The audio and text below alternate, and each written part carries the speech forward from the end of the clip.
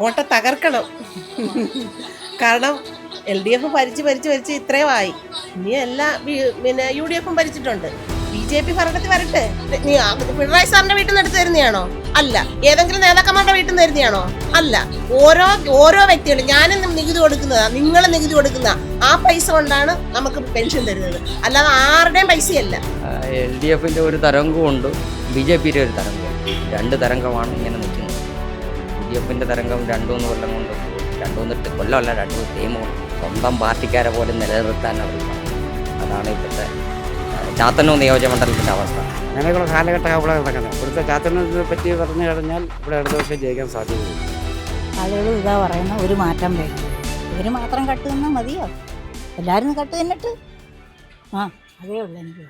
ഭരണം മാറി വരണം. ഭരിക്കുന്നവർ തന്നെ എപ്പോഴും ഭരിച്ചുകൊണ്ടിരുന്നു കഴിഞ്ഞാൽ അവർക്ക് കൂടെ ഒരു അവസരം കൊടുത്തു കഴിയുമ്പോൾ അവരെങ്ങനെ ഭരിക്കുന്നത് നമുക്ക് കണ്ടാലല്ലേ തുടർ ഭരണം കൊടുക്കാൻ പറ്റത്തുള്ളൂ. അപ്പോൾ അവരുടെ ഭരണം കൂടെ വരണമെന്നാണ് പ്രതീക്ഷിക്കുന്നത്. കോട്ട തകർക്കണം. കാരണം LDF ഭരിച്ച് ഇത്രയുമായി. ഇനി എല്ലാ പിന്നെ UDF ഭരിച്ചിട്ടുണ്ട്. BJP ഭരണത്തിൽ വരട്ടെ. BJP ഭരണത്തിൽ വരുമ്പോൾ അവരുടെ ഭരണം എങ്ങനെയാണ് അവർ ഭരണം കാഴ്ചവെക്കുന്നതെന്ന് കണ്ടിട്ട് വേണം തുടർ ഭരണം അവർക്ക് കൊടുക്കാൻ. അവർ നല്ല ഭരണമാണെങ്കിൽ അവർക്ക് തന്നെ വീണ്ടും ഭരണം കൊടുക്കും. അതല്ല അവരും LDFനെയും UDFനെയും പോലെയാണെന്നുണ്ടെങ്കിൽ നമ്മൾ പിന്നെ മാറ്റി ചിന്തിക്കേണ്ടി വരും ജനങ്ങളെല്ലാവരും. പെൻഷൻ കിട്ടി. പെൻഷൻ കിട്ടിയെന്ന് പറഞ്ഞ് പെൻഷൻ തന്നെന്ന് പറഞ്ഞ് പെൻഷൻ ആരുടെയാ? ഞങ്ങളുടെ നികുതി പണമാ പെൻഷൻ തരുന്നത്. പെൻഷൻ തരുന്ന ജനങ്ങളുടെ നികുതി പണമാ.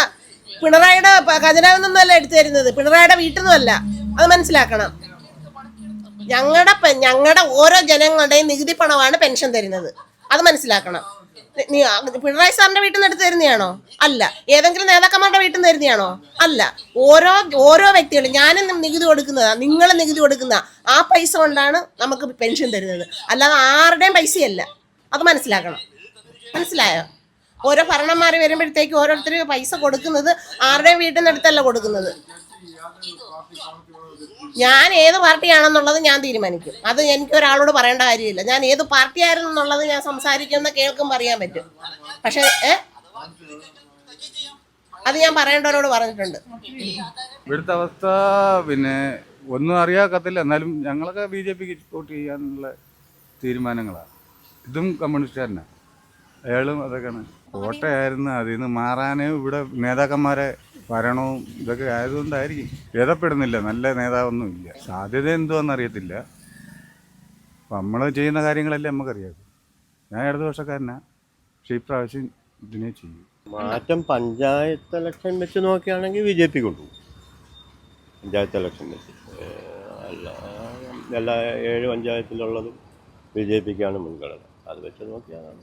അങ്ങേര് ഈ നാട്ടുകാരനാണ്. അത്യാവശ്യം ഇപ്പോൾ എല്ലാവർക്കും അറിയാം. 3 പ്രാവശ്യം ഇലക്ഷനിൽ നിന്ന ആളാണല്ലോ.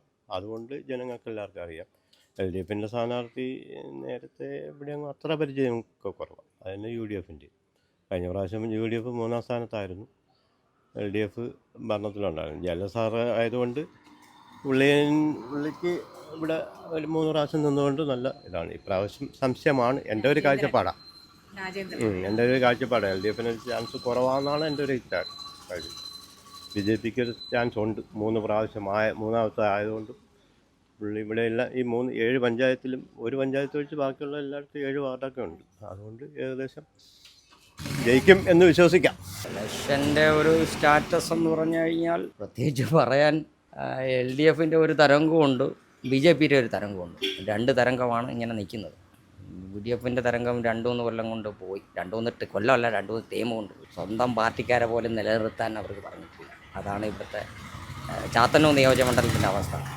ഗതികെട്ട LDFകാരാകുമ്പോൾ കോട്ട അതിൻ്റെ രീതി അവരെ വോട്ട് നിലനിർത്താൻ എന്തു ചെയ്യും? പാർട്ടിക്കാരെ വോട്ട് തന്നെ എങ്ങും പോകത്തില്ല. ഇന്നിപ്പം BJP പൊതുവേ കയറിയിട്ടുണ്ട്.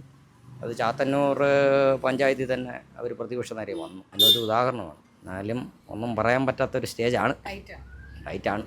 രണ്ടുപേരും BJPയിലും LDFയിലുമാണ് ഇങ്ങനെ നിൽക്കുന്നത്. അവസ്ഥ എന്ന് വെച്ചാൽ ഇവിടെ BJPക്ക് വന്ന പ്രതീക്ഷ, ഗോപകുമാർ ജയിക്കുന്ന പ്രതീക്ഷ. പിന്നെ 3 പേര് മത്സരം പിടിച്ചുകൊണ്ടിരിക്കുകയാണ്. അതുകൊണ്ട് ഗോപകുമാർ ജയിക്കുന്ന പ്രതീക്ഷ നമുക്ക്. ഞാൻ BJPക്കാരനാണ്, അത് വേറെ കാര്യം. എൻ്റെ സാഹചര്യം ഇവിടെ പല അഭിപ്രായങ്ങളാണ്. ഇവിടെ ഇടതുപക്ഷം ജയിക്കുന്നു 100-ൽ 80% ഓരോരുത്തർ പറയുന്നു. ഇവർ പറയുന്നു ഇവിടെ ഗോപകുമാർ ജയിക്കുമെന്ന്, അങ്ങനെയൊക്കെയുള്ള കാലഘട്ടമാണ് ഇവിടെ നടക്കുന്നത്. ഇവിടുത്തെ ചാത്തന്നൂരിനെ പറ്റി പറഞ്ഞു കഴിഞ്ഞാൽ ഇവിടെ ഇടതുപക്ഷം ജയിക്കാൻ സാധ്യതയുള്ളൂ. ഇവിടെ 2-3 തവണ കൊണ്ട് പിന്നെ LDF ആണ് ജയിക്കുന്നത്. ഇത്തവണ ഒന്നും പറയാൻ പറ്റാത്ത അവസ്ഥ.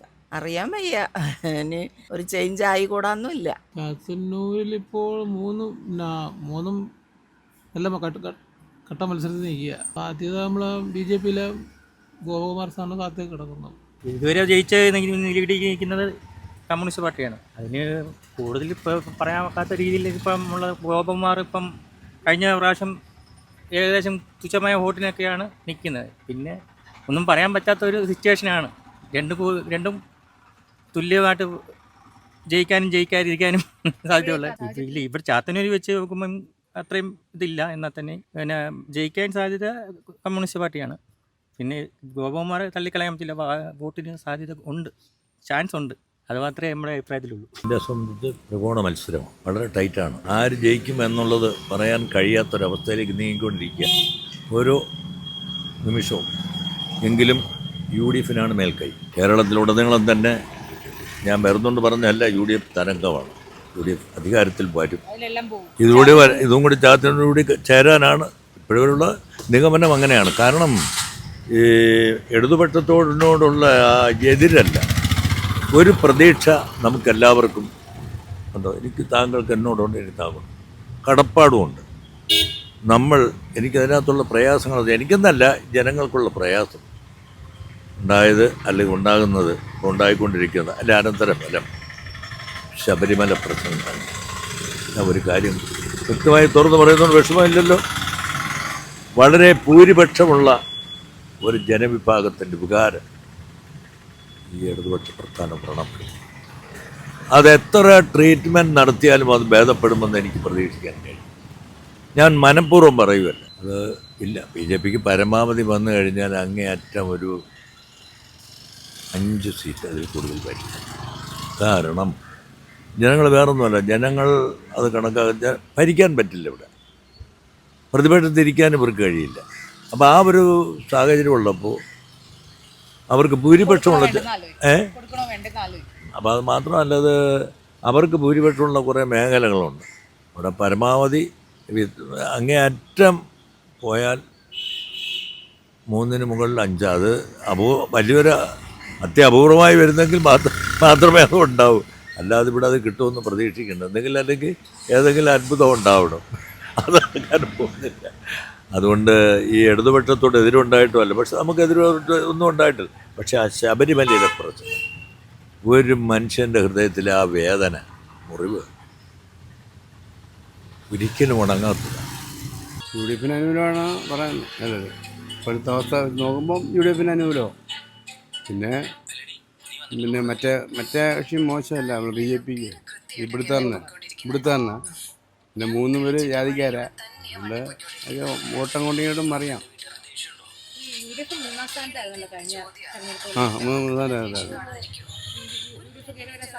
ഉണ്ട്. ഇപ്പം സാധ്യതയുണ്ട്. ഞാൻ വന്ന സ്ഥാനാർത്ഥി മോശമായിരുന്നു. ഒരു സ്ഥാനാർത്ഥി ഇച്ചിരി നല്ല പേരുള്ള പയ്യനാണ്. അതുകൊണ്ട് ഒരു മാറ്റമുണ്ട്. എൻ്റെ ട്രാൻസ്ഫറേജ് അതിൻ്റെ ഒരു മാറ്റമുണ്ട്. പിന്നെ ഇതാ ഞാൻ പറഞ്ഞത്, രണ്ടും മറ്റേങ്ങരും മോശമല്ല, എന്നാലും ജയലാലിനൊക്കെ പറ്റത്തില്ലെന്ന് എനിക്ക് തോന്നുന്നു.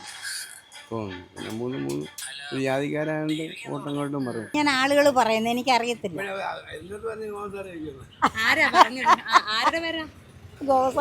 എനിക്ക് അറിഞ്ഞൂടോളാം. ഇങ്ങനെ പൊതുവെ പന്തിയിൽ ഇങ്ങനെ കണ്ടു പറയുന്നു. മറ്റവരെല്ലാം വന്നൊട്ടികളല്ലേ, വന്നവരും. ഇപ്പം ഞാൻ ഓടി വന്ന് കൃഷ്ണനായിട്ടുള്ളൊരു കാര്യം പറയുന്നതാണെങ്കിൽ നിങ്ങളെ വീട്ടിലോട്ട് കൊച്ചിയിലോട്ട് ഓടാൻ ഒക്കുമോ? ഞാൻ പറഞ്ഞു തരും. പിന്നെ 3 ഈഴവാസ, 3 പേരും അടിക്കിട്ടു. പിന്നെ മുമ്പേ അയ്യപ്പൻ്റെ സ്വർണ്ണം കൊണ്ട് കൊടുക്കാൻ പറയണം. അയ്യപ്പൻ്റെ ആളുകൾ ഇതാ പറയുന്ന ഒരു മാറ്റം വേണ്ടിയെന്ന്. ഇവർ മാത്രം കട്ട് നിന്നാൽ മതിയോ? എല്ലാവരും കട്ട് തിന്നിട്ട് അതേ ഉള്ളൂ എനിക്ക്.